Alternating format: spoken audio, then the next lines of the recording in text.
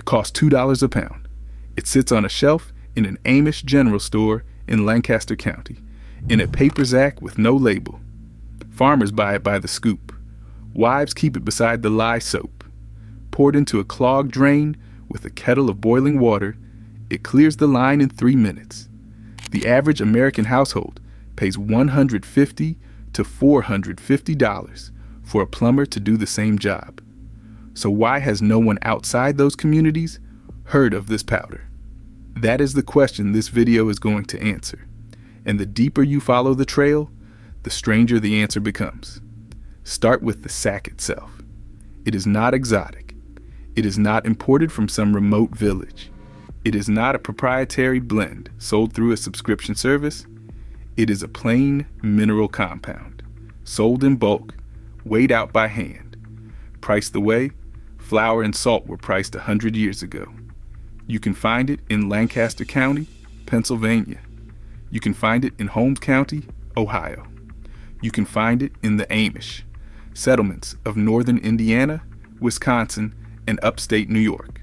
The stores that carry it do not advertise. They do not have websites. They do not run promotions. The powder is there because it has always been there. Think about that for a second. Sit with it. The average homeowner in this country will pay a plumber somewhere between 6 and 12 times over the course of owning a house. Multiply that by the average bill. That is thousands of dollars spent on a problem that a $2 sack solves in the time it takes to boil water. Stay with me. It gets stranger. Picture the scene. A plain dress household in the middle of a Tuesday morning. The kitchen sink backs up while a woman is rinsing jars. She does not sigh. She does not call anyone. She wipes her hands on her apron, walks 3 steps to a wooden shelf near the pantry door, and pulls down the brown paper sack. She scoops out a small amount into a chipped enamel cup. She pours it into the standing water in the sink. Then she lifts a kettle off the wood stove, where it has been sitting hot all morning, and she pours the near boiling water in behind it.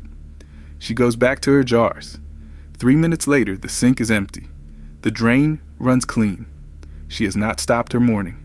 She has not paid anyone. She has not thought about it twice. That is the moment the whole story cracks open.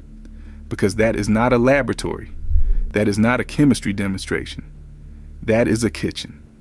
And whatever is happening inside that drain is happening. Because a substance you can buy for pocket change is doing something that a professional charges you hundreds of dollars for. So what is it actually doing down there? Here's the part that surprises most people.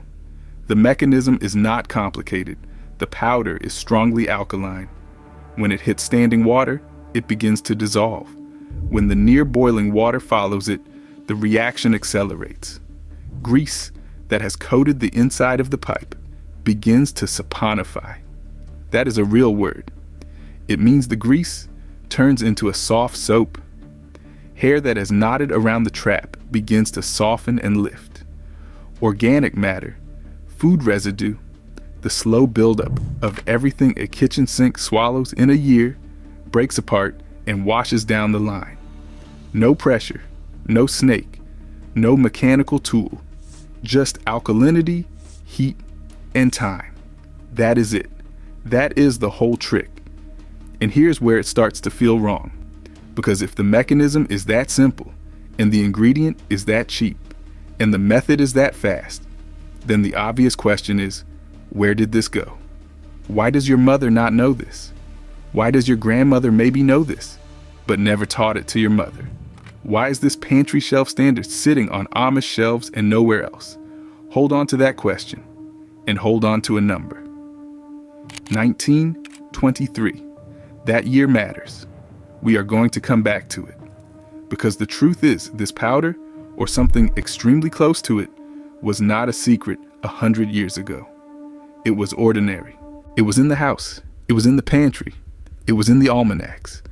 Open an American household manual from the 1890s, from 1900, from the 1920s, and you will find drain powders listed alongside baking soda and borax as basic pantry stock.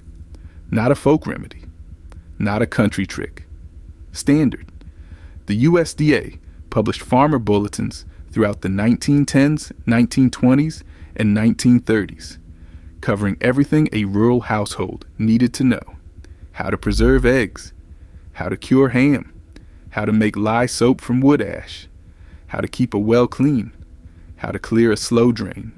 Land-grant university extension services in Ohio, Pennsylvania, Iowa, and Wisconsin printed pamphlets that went straight into farm kitchens.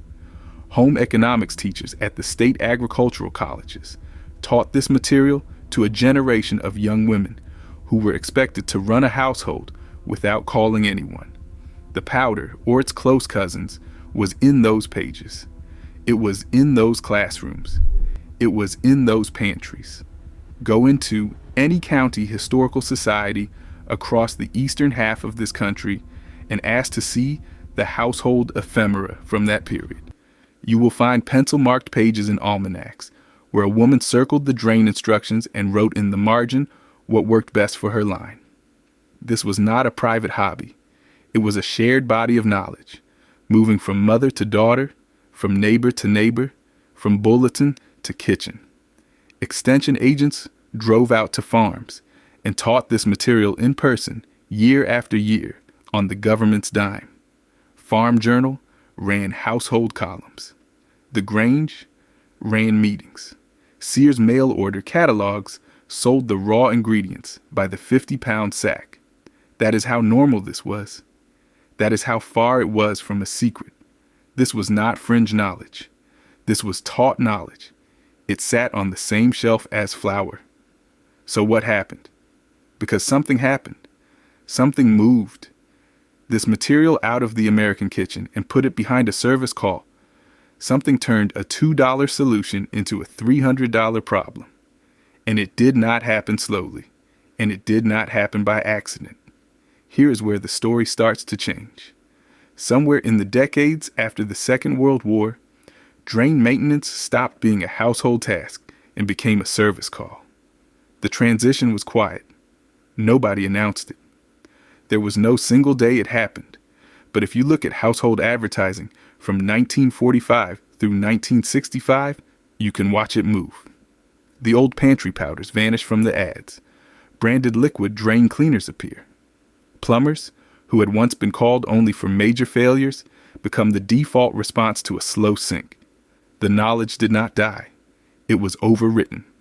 The National Association of Plumbing Heating Cooling Contractors, a real trade organization founded in 1883, expanded aggressively in those post-war decades. Their member contractors, spread across every state, had a shared interest in one thing. They needed the drain call to belong to them. Not to the pantry, not to the woman with the enamel cup. To them. And they got it.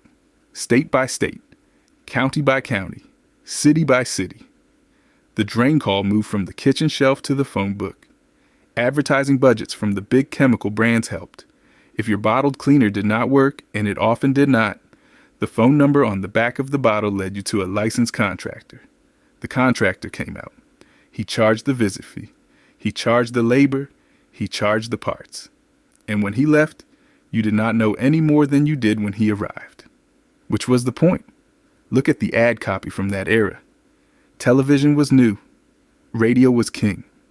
Newspaper inserts landed on every doorstep, and the message was the same across every channel. Modern life is complicated. Modern plumbing is complicated. You are not qualified. Do not attempt. Call a professional. That phrase, call a professional, appears again and again in post-war household advertising. It appears in ads for drain cleaners. It appears in ads for water heaters. It appears in ads for roofing. It appears in ads for pest control. And what it was really selling was not a product. It was a shift in identity. It was training a whole generation of new homeowners to see themselves as consumers of household services rather than operators of their own homes. Your grandmother watched that shift happen. Your mother grew up inside it. You inherited the finished result. A house you own but do not fully understand. A pantry you keep but do not fully stock. A drain you use, but do not know how to clear. This is where I want you to feel the shift, because it is easy to hear this and think, well, that is just how modern life works. Things get specialized. Trades get licensed. Household knowledge gets outsourced. And yes, that is part of it. But it is not the whole story, because at exactly the same time the drain call was being professionalized, other pantry shelf solutions were being professionalized too. Roof repair, water treatment, food preservation, wound care, heating, cooling. One by one, the household ceased to be a place of competence and became a place of consumption. The Amish did not follow. That is the piece that matters. While the rest of America was learning to dial a number for every small problem, the plain communities kept doing what they had always done. They kept the shelves stocked. They kept the powders in the sack. They kept teaching their daughters what a kettle of hot water and a scoop of alkaline mineral can do to a clogged pipe. They were not preserving a secret. They were just refusing to hand over a competence they already had. And here's what I want you to sit with. That competence used to be yours too. It used to be your family's. It used to be on your grandmother's shelf. And it is not there anymore, because someone benefited from it not being there. Notice what happens next, because the pattern I am describing is not just my own reading of history. There is a document, a specific document from the 1950s, distributed inside the plumbing trade that spelled it out in language that leaves very little room for interpretation. It was not a public document. It was not meant for homeowners. It was meant for member contractors. And it explained, in plain terms, what needed to happen to the old pantry remedies if the modern plumbing trade was going to grow into the industry it wanted to become. I am going to show you what that document said, but I am going to make you wait one chapter for it, because before you read it, you need to understand how deep the roots of this powder actually go. You need to understand why the Amish never let it go. You need to understand what was on the shelf in a Pennsylvania Dutch pantry in 1870, and why that shelf looked almost identical in 1920 and 1950. And today, you need to see the whole shape of what was interrupted before you see the receipt for the interruption. Here's the part nobody tells you. The powder is not the story. The powder is the door.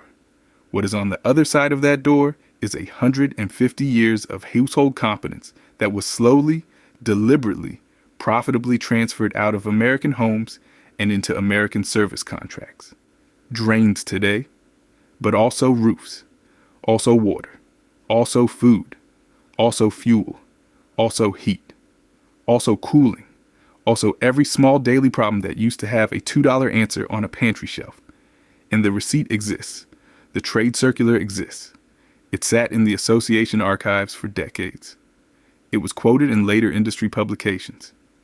It is the kind of document that survives in special collections and historical society files, precisely because nobody at the time thought it was scandalous.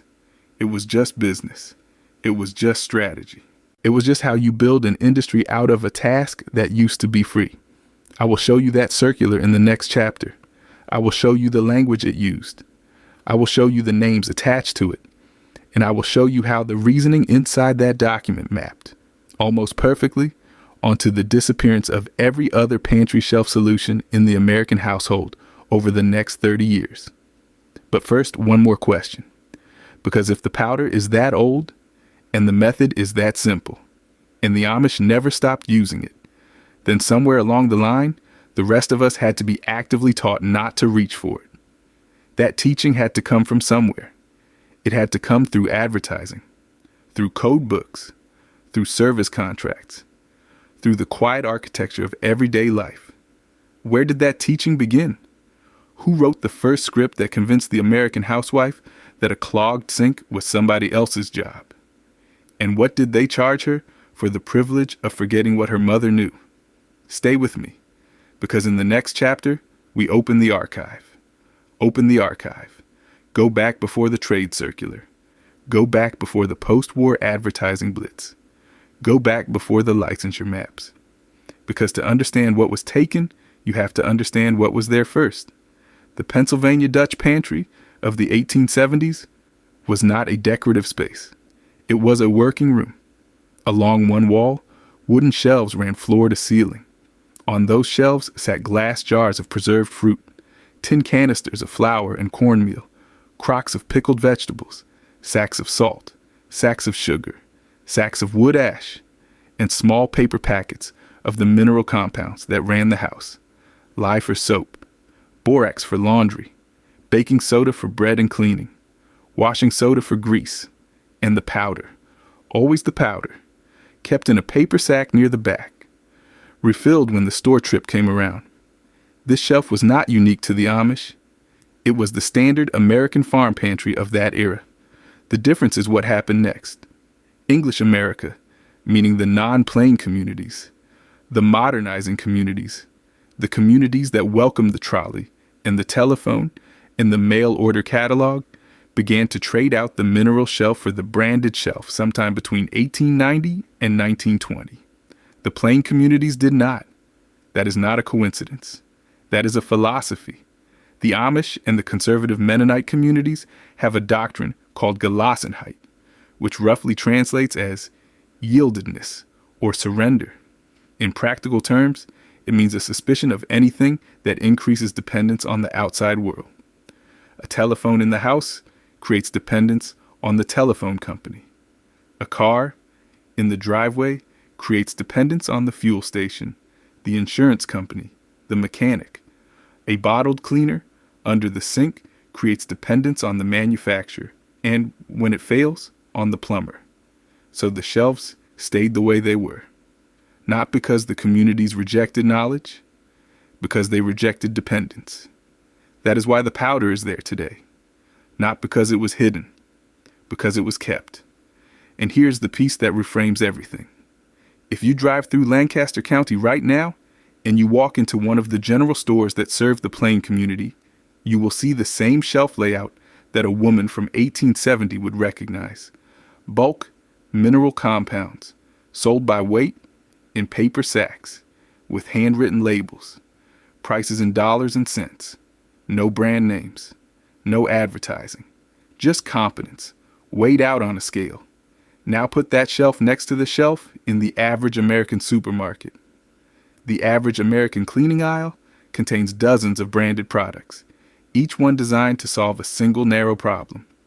Drain cleaner, toilet cleaner, grease cleaner, glass cleaner, bathroom mildew cleaner, kitchen surface cleaner. Each one costs between $4 and $12. Each one is mostly water, packaged in plastic, with a small amount of active ingredient. Each one is disposable. Each one has a phone number on the back that leads to a service contractor when the product does not work. The Amish pantry contains, functionally, most of the same active ingredients, but in mineral form, in bulk, at a fraction of the cost. One sack of the powder replaces 4 or 5 branded bottles. It also replaces, at least for common clogs, the service call itself.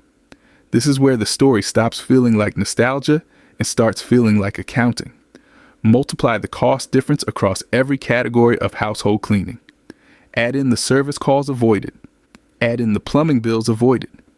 Add in the years of accumulated savings. The average American household is paying somewhere between $800 and $2,000 a year in extra costs, compared to a household that runs on the old shelf. Over a lifetime of home ownership, that is a house down payment. That is a child's college fund. That is the difference between a family that has margin and a family that does not. Someone got that money. It was not the family. Now open the archive. The trade circular teased at the end of the last chapter is the kind of document that lives in a specific corner of American business history. It sits in the archives of the trade associations, in the special collections of engineering libraries, in the boxes of estate papers donated by contractors when they retired. It is not marked classified. It is not marked secret. It is marked, in most cases, simply for member distribution, which was enough. The circular was written for the licensed plumbing contractors of the post-war decade. Its purpose was strategic. The trade was expanding. licensure was tightening across state lines, and the association was helping its member contractors think through how to grow a residential service business in an era when most households still knew how to clear their own drains. The circular addressed that head on. It advised contractors on how to position their service against what it called, in that period's language, home remedies and pantry treatments. The reasoning was not vicious. It was corporate. It framed the pantry powders as inconsistent, unreliable, potentially damaging to modern piping, and beneath the standard of professional practice. It advised contractors to speak of them when the subject came up on a service call, with polite skepticism. It advised code officials to approach them the same way. It advised municipal educators, home economics teachers, and appliance manufacturers to align their guidance with modern service standards, which meant, in practice, steering households away from the shelf and toward the phone. Read that again. Not banned, not outlawed, not attacked directly, just steered around, just quietly excluded from the guidance, the code books, the classroom, the appliance manual, the extension pamphlet. Over a decade of that, and the powder is gone from public awareness. Over 2 decades, and it is gone from the pantry. Over 3 decades, and it is gone from memory. That is how you erase a competence without ever telling anyone you erased it. You just stop mentioning it. Everywhere, at once. This is why that number matters. 1923. That was the year Drano was launched. A branded liquid drain cleaner, packaged in a metal can, sold through hardware stores and later through supermarkets, marketed with the specific message that the modern homeowner did not need to mess with old-fashioned pantry remedies. 1969. The year Liquid-Plumr entered the market is the other end of the arc. Between those 2 dates, the pantry shelf lost the drain. And it did not lose it because the pantry shelf stopped working. It lost it because a coordinated commercial and professional strategy made losing it profitable for everyone except the household. Not this. Not safety concerns. Not consumer protection. Not modernization for its own sake. This. Protected revenue. A market that used to be $0 converted into a market that is now, by some industry estimates, worth more than $4 billion a year in the United States alone. Counting bottle cleaners and service calls together, $4 billion a year. For a problem your great-grandmother solved with a coffee cup and a kettle. Sit with that number, because it explains everything. It explains the ad campaigns. It explains the licensure expansion. It explains the code books that quietly discourage homeowner drain work. It explains why the powder is not on your shelf. It explains why your mother does not know about it. It explains why the plumbers do not mention it when they come to your house. Every one of those choices, every one of those small silences, adds up to a market that had to be built and then protected. Look at the state-by-state licensure timeline. California tightened its plumbing licensure in the late 1940s. New York followed in the early 50s. Ohio, Michigan, Illinois, Texas, all through the same period.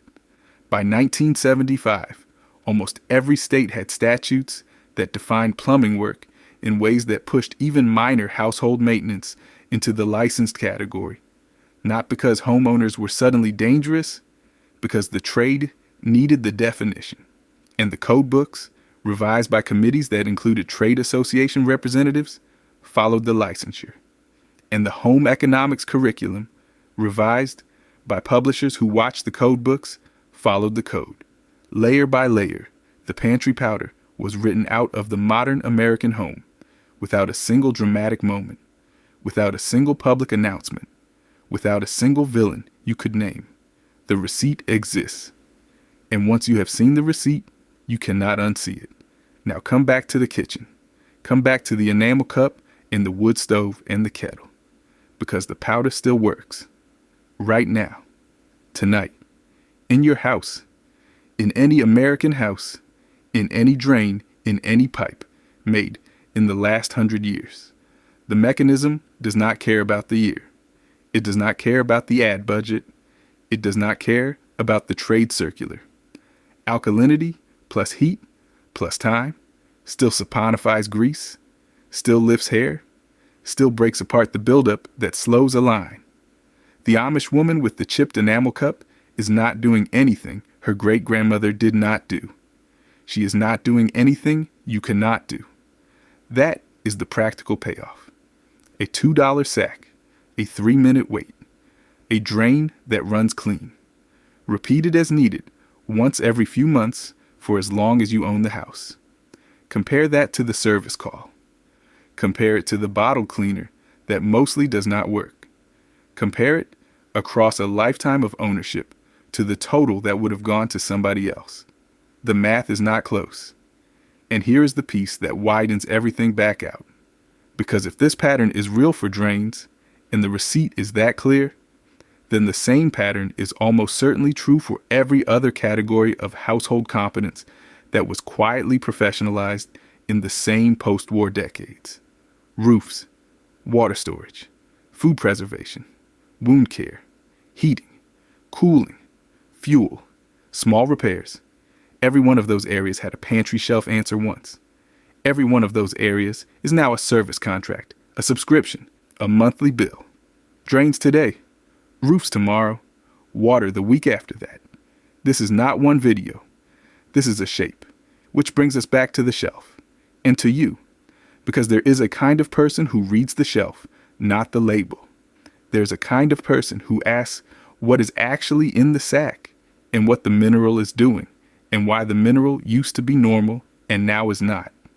There's a kind of person who notices that the receipt for a shift of this size does not stay hidden forever, and who is willing to go looking for it, not because they are angry, because they are curious, because they understand that competence is not exotic.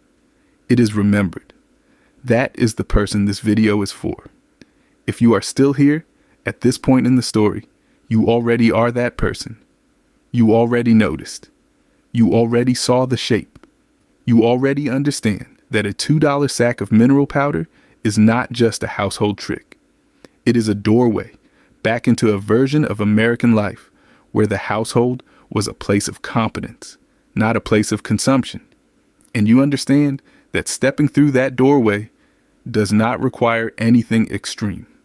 It just requires paying attention to the shelf. So here is what I would ask you to do. Subscribe if you have not already, because the next videos in this series are going to walk you through the rest of the shelf. The Amish roof coating that outlasts modern shingles by decades, the water storage method that runs almost for free, the food preservation practice that predates refrigeration and in the right conditions outlasts it. Every one of these is a $2 solution to a problem that has been converted into a service contract. Every one of these has a receipt. And in the comments, I want to know one thing. What is one thing your grandmother did in the house that no one you know does anymore?